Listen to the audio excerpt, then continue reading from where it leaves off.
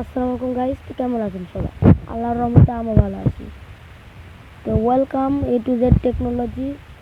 আজকের ভিডিওটা যাদের অনেক বেশি টাকা চলে আসে মোবাইলে, সেই ব্যালেন্স ট্রান্সফার করবে কিভাবে, তার আজকে ভিডিও। তো এই ভিডিওটা খুবই ইন্টারেস্টিং হতে যাচ্ছে। আর কিভাবে মাইজিপিতে ব্যালেন্স ট্রান্সফার করা যায়, তো কীভাবে করা যাবে সেটা দেখাই। সর্বপ্রথম আপনারা মাইজিপি অ্যাপ্লিকেশনটি ওপেন করবেন।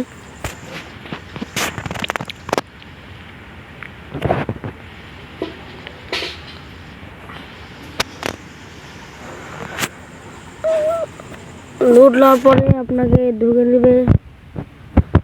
ঢুকে নেওয়ার পরে এখানে সার্ভিস নামের অপশান আছে, সার্ভিসের অপশানে ক্লিক করবেন। এখান থেকে ব্যালেন্স ট্রান্সফার করার অপশান আছে, এই ব্যালেন্স ট্রান্সফারের অপশানে ক্লিক করবেন। এখান থেকে গ্রহীতের নাম্বার যেখানে আপনি ব্যালেন্স ট্রান্সফার করবেন সেই নাম্বার দিতে হবে।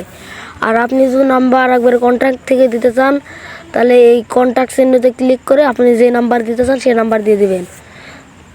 তো আমি নাম্বার দিয়ে দিচ্ছি।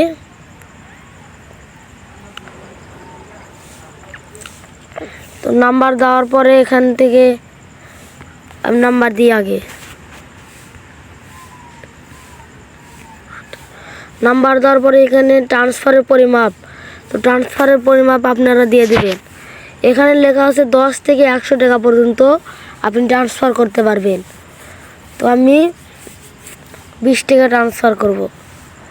তারপরে এখানে পিন দিয়ে দেবেন। আপনি যে পিন দেওয়া গ্রামীণ ফোনে করা আছে, পিন দেওয়া, সেই পিন দিয়ে দেবেন।